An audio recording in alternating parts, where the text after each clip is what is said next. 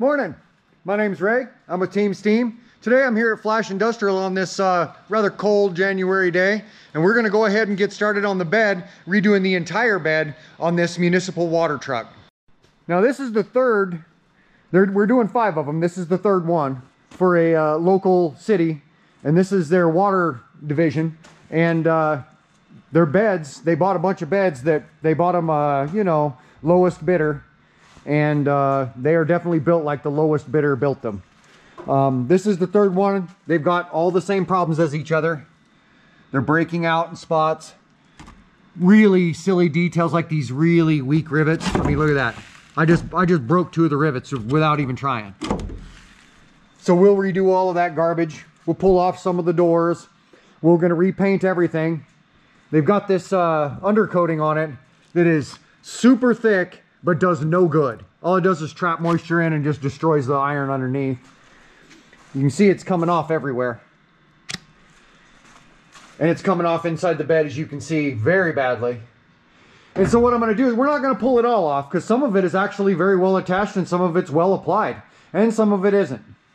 So what we're gonna do is we're gonna strip and sandblast certain elements after I've stripped off all of the undercoating. Once that's done, we're going to sandblast all this back here. The sides are going to be repainted and redone. We're going to take care of some of this rust. This one's got some bad rust. I'm going to push this whole thing in and put fiberglass over it so it won't ever rust again. Again with the cracks. Again with the cracks.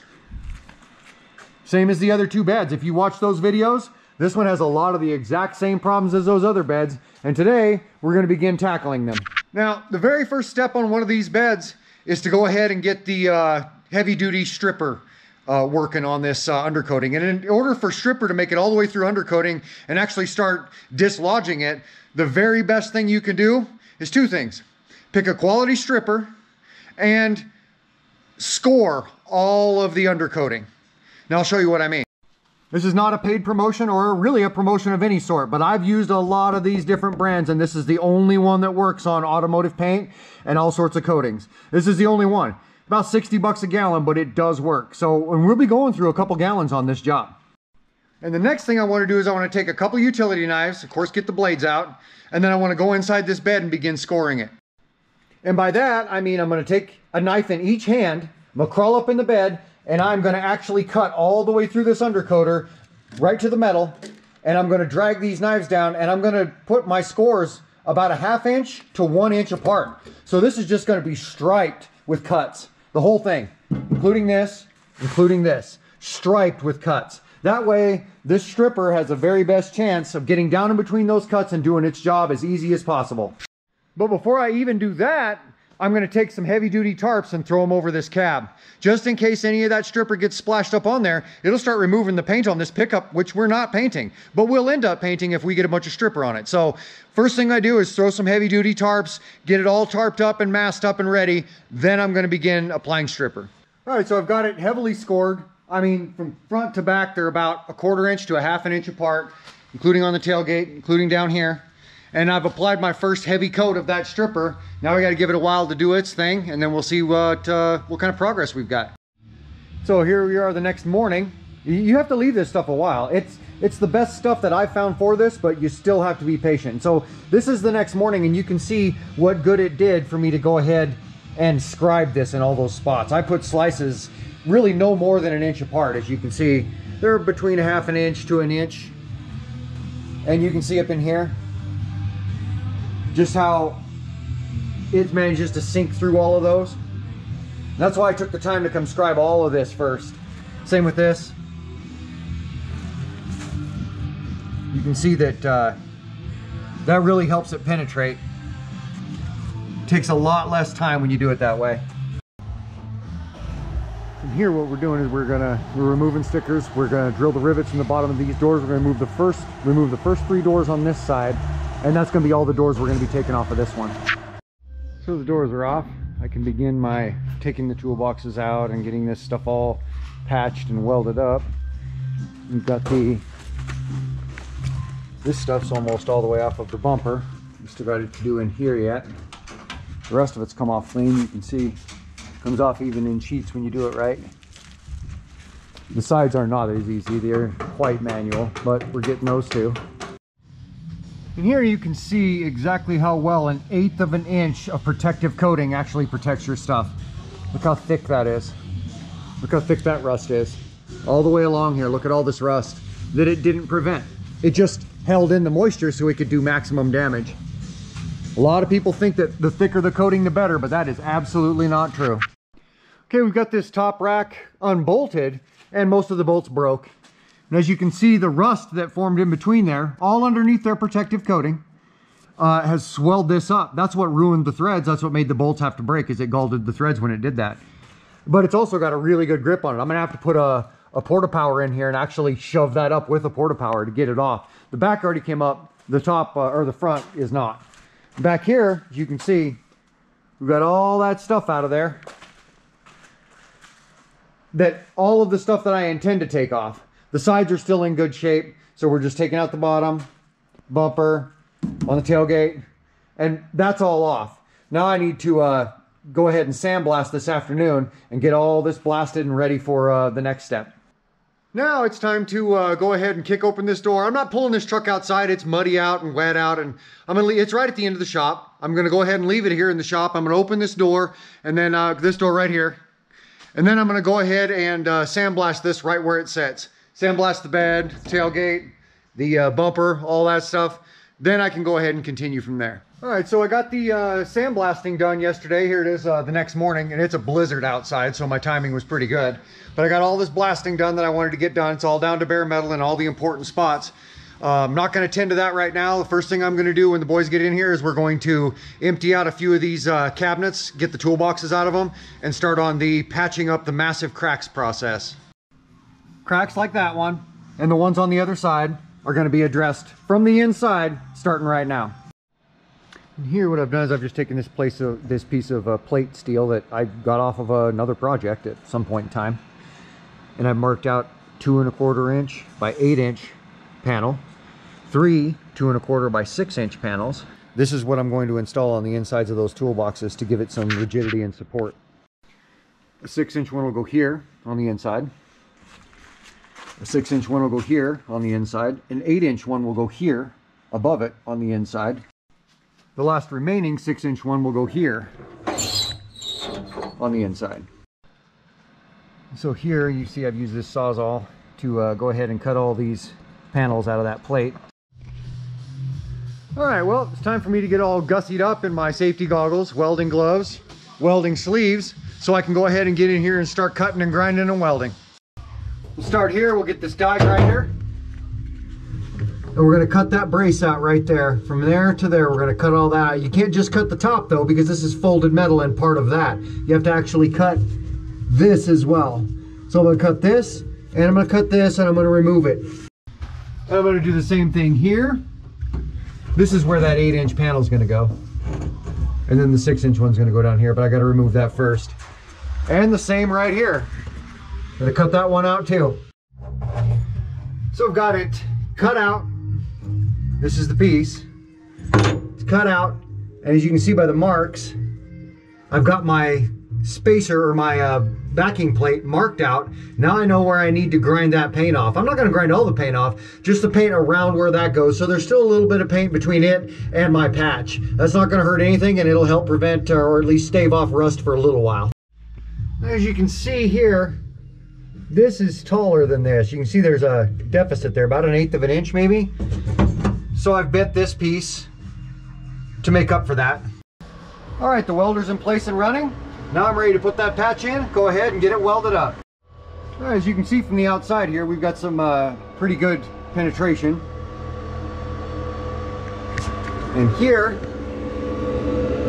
you can see we've got enough welds and enough spots, even up under here. Now, I've ground this crack, and I'm gonna go ahead and weld it shut up from the outside. And now, not only is it welded shut, but it's welded through this layer and into the layer that I just installed on the backside. So now it's all one piece. You don't see penetration over here because this is actually 2 layers thick with a little bit of rust in between. Another design flaw from this company that built it. You can see that there's an extra layer right here. and the two are just pinch welded together, so rust forms in between them and is a big problem, but that's why you don't see the penetration here. You do see it up underneath though. Now that that one's done, we're going to go to the other side and get the other 3, 4, 5, however many there are over there. And here on the other side, the driver's side, I'll show you what I mean when I say that they built these in different layers. Here you can see the edge. You can see where it begins rusting apart, and you can see just how bad that rust can get. But it is two completely different layers. There's one of them, and there's the other. You can see through this one, and you can see the other one. And that's why you never see penetration on the outsides of these when I weld them, because there's two layers and there is rust in between, because they designed it wrong. They're basically flawed, underbuilt, and doomed from the factory. That's the sticker that's all over everything. They put that sticker on the boom, they put that sticker in a few spots on the bed, and I'm assuming that's who's responsible for this badly designed bed. Now here on the passenger side, we're going to go ahead and tackle this one first. And I'm working on cutting this out. As you can see, I've got it cut across the top, and as you can see right here, that's already cracked clear across here. To the point where, look at that, I can widen it. I can actually move it. That's how damaged that is. I'm going to need to weld that up as well. That's a pretty fair sized crack. It's not really a crack so much as it's a complete break. Okay, this one's all done, and as you can see, good penetration all the way around. I haven't cleaned it all up yet, so it doesn't look like much, but you can see that it's penetrated. I've got this one all done. I'll save this one for last, as well as that one. We're working on this one right now, and as you can see, it's quite the crack. Rusted all the way through 2 panels. So I've got my work cut out for me there. So what I've done here is I've just beat on both sides with these 2 hammers at the same time, right across from each other, repeatedly, with this pointed hammer on the inside to break up that rust and reduce that swelling and knock the rust out. And as you can see, a lot of rust came out. Some came in here, some fell out here. We're closing up this gap because I'm going to re-weld this gap shut too. And in here, you can see it looks like a bit of a mess, but it's a lot more flat. Now I can put patches on the inside that will actually sit flat. Before it was just like a balloon in here, and it would have been silly to try and patch it. Same with out here. This is actually beat in a little bit, and I want it beat in because once I get this all welded up, I want it beat in far enough that I can prep it, fully prep it, and put a big fiberglass patch on it. Guaranteed not to ever rust again. And so this spot here that was eaten all the way through, I went ahead and once I welded the plate on the backside, I went ahead and beat it in about 1/8 of an inch or so with a shrinking hammer, and then covered it with a fiberglass repair. And since fiberglass doesn't rust, you won't hear from this spot again. A lot of people think that the correct way to do that is to replace metal with metal, but if you have a spot that's has a chronic problem because of, in this case, it's been engineered wrong, so water is going to always get in there and it's going to begin to rust again. But fiberglass doesn't rust, so this is basically solved. And I'm not saying that it won't rust out and around it, because it's still steel touching steel even back in here, but I can't do anything about that. So I'm just fixing what I can do stuff about without tearing this entire panel off and re-engineering it, which was never part of the deal. So this solution is an actual solution versus what a lot of people think is the correct solution. And a lot of people would argue with me about that, and feel free. But I've done this for a quarter century, and these repairs hold up. You replace steel with steel in a spot that rusts, and rust and will overtake your new steel. It's just a fact. Okay, so I got my fiberglass repair on there. It's all cured out now. I'm gonna go ahead and grind it flat and put some body work on it. We got that rack off the top, and for now, like all these trucks, we just use it at first to lean a few of the spare doors against. And then these will get shot today. And then once they're gone, we'll go ahead and treat this and get it shot tomorrow.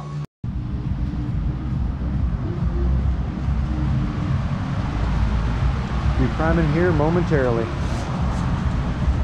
So here it is the next morning. I got the paint on here yesterday. Boys are going to be in here any minute, and what we're going to do today is we're going to basically put this all back together. We're going to put the doors back on the other side. We're going to put the toolboxes back in. We're going to unmask everything.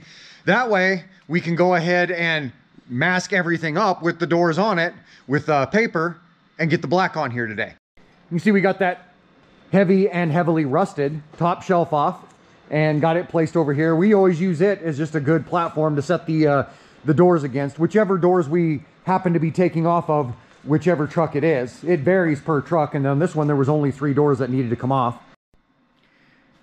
So there's 2 of the doors. There's the other one. We'll get those put on this morning. We'll get all this stuff unmasked this morning. I already have this masked up in the vinyl, so we can go ahead and mask that in.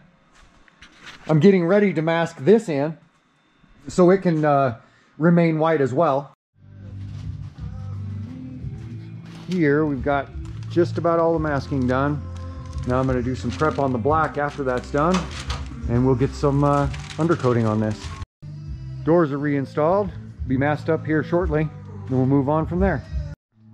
All right, so it's all ready. I'm just going to go ahead and blow it out and blow off the things we've abraded one more time, and I'm going to go ahead and prime it and get some black on this guy.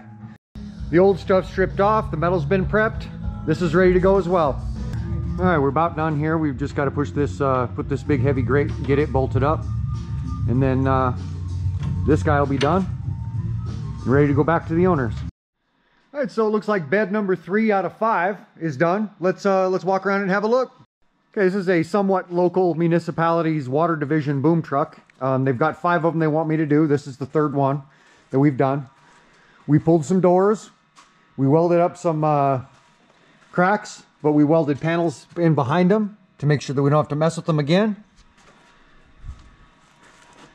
Went ahead and painted it in a 2-tone, the 2nd tone being a chassis undercoater.